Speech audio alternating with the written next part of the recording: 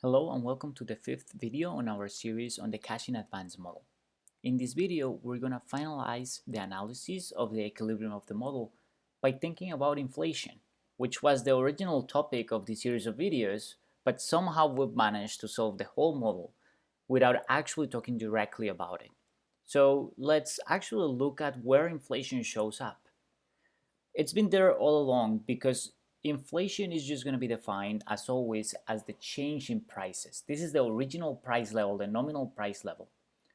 But the model actually tells us what this is, because if you multiply it and divide by mt plus 1 and multiply and divide by mt, you can group terms. You're going to get that this is pt plus 1.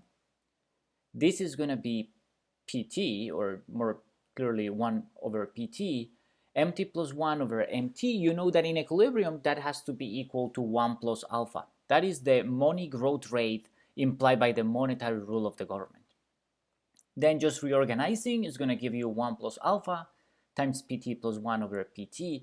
And we know from our analysis of the equilibrium that pt plus 1 over pt is equal to the inverse of the growth rate of consumption, ct over ct plus 1.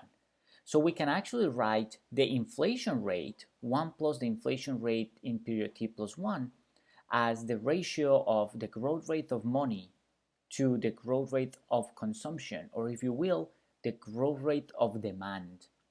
And so inflation, we find, depends on two forces in the model. How fast the money supply is growing. That's one that should ring familiar from our previous module.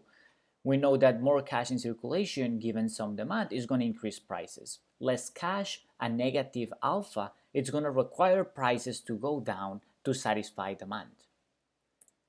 But it also depends on how fast the demand for liquidity is growing.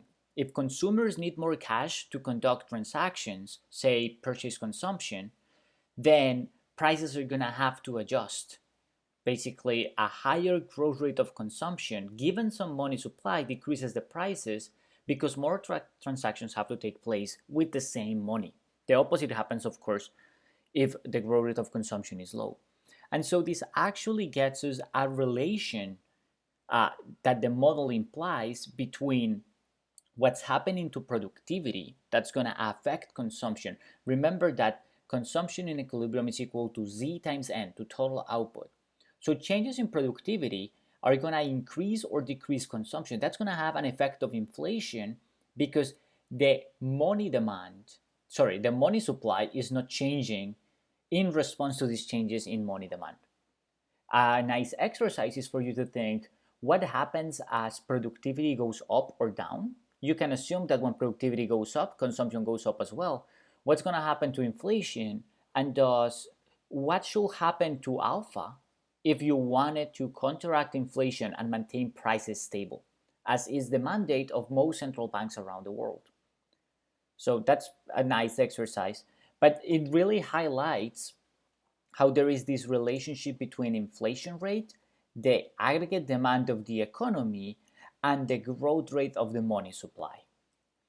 Now, what will happen when alpha changes? Well, we can look at the steady state to figure that out. So first, what's inflation in the steady state? Of course, in the steady state, consumption isn't changing, so its growth rate is 0. And that means that the demand for liquidity is the same, so prices are entirely given by the changes. The change in prices is entirely given by the change in the money supply. And this is basically the same result we had gotten before in our previous module. This is the result behind money neutrality. What you're going to get in the long run is that prices are going to move at the same rate as money is moving. That's not true in the short run. When you are not in steady state, you also have to take into account changes in aggregate demand in order to know what's happening to prices. But in the long run, as you stabilize into the steady state, you're going to get that inflation is entirely given by alpha. And so, is money neutral? Yes. In the steady state, money is going to be neutral. We actually managed to solve everything without the level of money, so we know it's neutral. But that doesn't mean that money has no real effects. it still has real effects through inflation. To see that, consider the same diagram we had in the previous video to describe the equilibrium in steady state of the model. These are again the two sides of the equation that determines the steady state level of labor. Now, when alpha goes up, that is, when there is more money supply is growing more, remember that's going to also mean higher inflation. That's going to push down the left-hand side of the equation. That left-hand side of the equation, remember, it's the marginal benefit for the consumer of working. So it's making the marginal benefit of working lower. And as a consequence, the equilibrium level of labor is going to be lower as well. So we see here that a higher rate of inflation, that here is linked to a higher rate of money growth, it's going to be declining.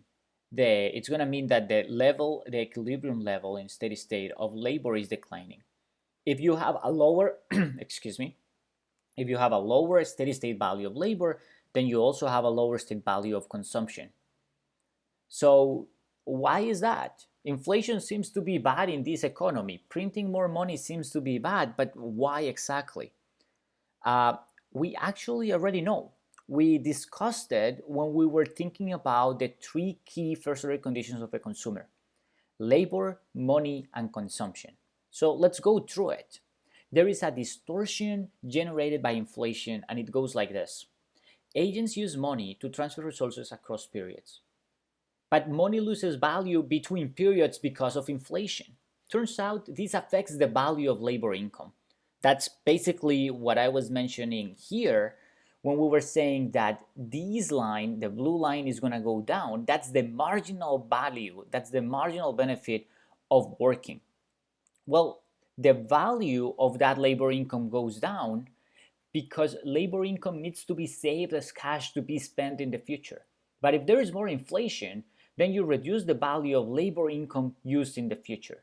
So you get this distortion that is gonna affect the consumer's incentives to work. And you actually see these very evidently in countries where inflation is very high, where people don't want to work as much because if you have to work and wait until the end of the month for you to get paid, by the time you can spend that money, inflation will have taken away the value of that income. So working is just not as good. And this is the main distortion that inflation it's putting into the model. And if you think about it, this is the sense in which inflation works like a tax. In fact, this is the same idea of seigniorage that we were ending our previous video with. There are no labor income taxes in the model, but inflation through seigniorage works exactly like a tax. If you think about it, the government is going to take away part of your savings via inflation. Savings come from your income, so basically what you see is that the value of your income is going to get eroded away. It's going to be taken away by inflation. And this is the way in which seigniorage can take away part of the value of your income. So the sense in which inflation is a tax is quite important. Also because, and this is outside of the model of course, it's been shown that inflation as a tax, it's more onerous on those with lower income. People with higher income have ways of transferring resources across periods that can be shielded against inflation that people with lower income do not have access to. With this, we finish this video. In our final video, we're going to ask the question, if inflation can be used as a tax, and if inflation is distorting the behavior of the agent, what is the optimal level of inflation? How much inflation do we want to have? See you then.